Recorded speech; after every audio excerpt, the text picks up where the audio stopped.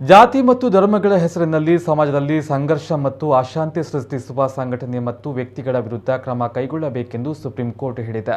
ಹಾಗಾಗಿ ಅಂತಹ ಸಂಘಟನೆಗಳ ಮೇಲೆ ಕಾನೂನು ಕ್ರಮ ಕೈಗೊಳ್ಳಲಾಗುವುದು ಎಂಬ ವಿಚಾರವನ್ನು ಕಾಂಗ್ರೆಸ್ ಪ್ರಣಾಳಿಕೆಯಲ್ಲಿ ಸೇರಿಸಲಾಗಿದೆ ಎಂದು ಕಾಂಗ್ರೆಸ್ನ ನಾಯಕ ಹಾಗೂ ಮಾಜಿ ಮುಖ್ಯಮಂತ್ರಿ ಸ್ಪಷ್ಟಪಡಿಸಿದ್ದಾರೆ. ಅವರು ದಕ್ಷಿಣ ಕನ್ನಡ ಜಿಲ್ಲಾ ಕಾಂಗ್ರೆಸ್ ಕಚೇರಿಯಲ್ಲಿ ಸುದ್ದಿಗೋಷ್ಠಿಯಲ್ಲಿ ಮಾತನಾಡಿ, ಬಜರಂಗ ದಳ ಮತ್ತು ಪಿಎಫ್ಐ ಸಂಘಟನೆಗಳು ಸಮಾಜದಲ್ಲಿ ಅಶಾಂತಿ ಸೃಷ್ಟಿಸಲು ಕಾರಣವಾಗಿವೆ. ಪಿಎಫ್ಐ ಸಂಘಟನೆಯನ್ನು ಈಗಾಗಲೇ ಕೇಂದ್ರದ ಬಿಜೆಪಿ ಸರ್ಕಾರ ನಿಷೇಧ ಮಾಡಿದೆ. ಅದೇ ರೀತಿ ಬಜರಂಗ ದಳ ಕೂಡ ಸಂವಿಧಾನ ವಿರೋಧಿ ಕೃತ್ಯವೇನಾದರೂ ಎಸಗಿದ್ರೆ ಅದರ ವಿರುದ್ಧವೂ ಕ್ರಮ ಆಗಬೇಕು. ಚಪ್ಪಾಳೆ ಹೊಡೆಯಲು 2 ಕೈಗಳು ಬೇಕು. ಕೇವಲ ಪಿಎಫ್ಐನಿಂದ ಜಗಳ ಆಗ್ತಾ ಇಲ್ಲ, ಬಜರಂಗ ದಳ ಕೂಡ ಅದರಲ್ಲಿ ಇದೆ. ನಮ್ಮ ಪ್ರಣಾಳಿಕೆಯನ್ನ ನೋಟಿಸ್ ಎಂದು ಅವರು ತಿಳಿದುಕೊಳ್ಳಲಿ ಎಂದು ತಿಳಿಸಿದರು. ನಮ್ಮ ಜನ ವಿವೇಕಿಗಳು, ಅವರಿಗೆ ಸಹಬಾಳ್ವೆ ಕೋಮು ಸಾಮರಸ್ಯ ಬೇಕಾಗಿದೆ.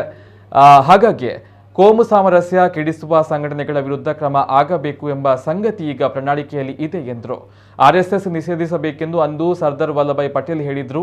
ಆದರೆ ಜವಾಹರ್ಲಾಲ್ ನೆಹರು ಅವರ ಪಟೇಲರ ಜೊತೆ ಸಮಾಲೋಚಿಸಿ ನಿಷೇಧವನ್ನ ರದ್ದುಪಡಿಸಿದ್ರು. ಅಂತಹ ಪಟೇಲ್ ಅವರ ಪ್ರತಿಮೆಯನ್ನ ಪ್ರಧಾನಿ ಮೋದಿ ನೇತೃತ್ವದ ಬಿಜೆಪಿ ಸರ್ಕಾರ ಸ್ಥಾಪನೆಯನ್ನ ಮಾಡಿದೆ ಎಂದು ತಿಳಿಸಿದರು. ರಾಜ್ಯದ ಬಿಜೆಪಿ ಆಡಳಿತ ಜನರಿಗೆ ಬೇಸರ ತರಿಸಿದ್ದು ಬದಲಾವಣೆಯನ್ನ ಬಯಸಿದ್ದಾರೆ. ಹಾಗಾಗಿ ಈ ಚುನಾವಣೆಯಲ್ಲಿ ಮತದಾರರು ಕಾಂಗ್ರೆಸ್ ಅನ್ನ ಬೆಂಬಲಿಸುತ್ತಾರೆ ಎಂಬ ವಿಶ್ವಾಸವಿದೆ ಎಂದು ಮೊಯ್ಲಿ ಅಭಿಪ್ರಾಯಪಟ್ಟರು. ಈ ಚುನಾವಣೆ ಒಂದು ಬದಲಾವಣೆಗಾಗಿರತಕ್ಕಂಥ ಚುನಾವಣೆ. ಒಂದು ರೀತಿಯಲ್ಲಿ ಮುಖ್ಯಮಂತ್ರಿಗಳು ಗೌಣ ಆಗಿಬಿಟ್ಟಿದ್ದಾರೆ.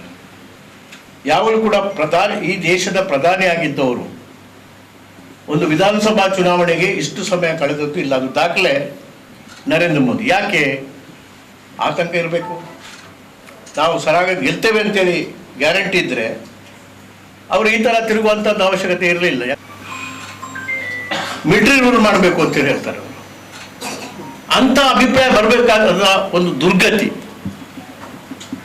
ಮಹಾತ್ಮ ಗಾಂಧಿಯವರ ಈ ನಮ್ಮ ದೇಶಕ್ಕೆ ಬರಬೇಕಾದ್ರೆ ಇದರ ಬದಲಾವಣೆ ಮಾಡಬೇಕು ಬೇಕು.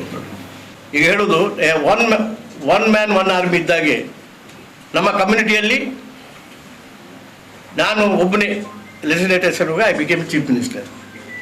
That is the strength of democracy perpetuated by Indian National Congress. ಇಲ್ಲದೇ ಸಾಧ್ಯ ಆಗ್ತಾ ಇಲ್ಲ.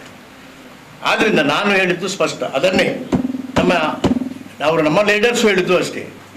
V reiterate that class. Mahatma Gandhi ಅವರ ಅಸಾಸಿನೇಷನ್ ಆದಮೇಲೆ ಇವರು ಆರಾಧನೆ ಮಾಡತಕ್ಕಂಥ ಬಿಜೆಪಿಯವರು ನರೇಂದ್ರ ಮೋದಿ ಅವರು ಆರಾಧನೆ ಮಾಡಿ ಎಷ್ಟು ಟಾಲೆಸ್ಟ್ ಸ್ಟ್ಯಾಚ್ಯೂ ಅವರೇ RSS ಬ್ಯಾನ್ ಮಾಡಿದ್ರು. RSS ಇರಬಾರ್ದು ಅಂತೇಳಿ. ಆದರೆ ಜವಾಹರ್ಲಾಲ್ ನೆಹರು ಅವರು ಅವರ ಜೊತೆಯಲ್ಲಿ ಸಮಾಲೋಚನೆ ಮಾಡಿ, ಯಾಕಂದ್ರೆ ಒಂದು ಸಂಸ್ಥೆಯನ್ನು ಆ ಸಂಸ್ಥೆಯಲ್ಲಿ ಇನ್ನೋಸೆಂಟ್ ಪೀಪಲ್ ಇರ್ಬೋದು, ಅಥವಾ ಕೆಟ್ಟವರು ಇರ್ಬೋದು, ಅಥವಾ ಮಹಾತ್ಮ ಗಾಂಧಿ ಅವರು ಕೊಂದವರು ಇರ್ಬೋದು. 600 feet. ಆದ್ರಿಂದ ಅವ್ರು ಹೇಳಿದ್ರು, ಒಂದು ಕಂಡೀಷನ್ ಹಾಕಿ RSS ರಾಜಕೀಯಕ್ಕೆ ಪ್ರವೇಶ ಆಗಬಾರ್ದು ಅಂತೇಳಿ ಅಂಡರ್ಟೇಕಿಂಗ್ ಕೊಟ್ಟರೆ ವಿಲ್ ಲಿಫ್ಟ್ ದಿ ಬ್ಯಾನ್ ಅಂತೇಳಿ ಜವಾಹರ್ಲಾಲ್ ನೆಹರು ಅವರು ವಲ್ಲಭಾಯ್ ಪಟೇಲ್ ಅವರ ಹತ್ರ ಆ ಬ್ಯಾನ್ ಅನ್ನ ಲಿಫ್ಟ್ ಮಾಡಿದ್ರು. ಇದು ಇತಿಹಾಸ. ನಮ್ಮ ಕಾಂಗ್ರೆಸ್ನಲ್ಲಿ ಜವಾಹರ್ಲಾಲ್ ನೆಹರು ಅಂತವರು ಇದ್ದಾರೆ, ವಲ್ಲಭಾಯ್ ಪಟೇಲ್ ಅಂತವರು ಇದ್ದಾರೆ ಅಲ್ವಾ.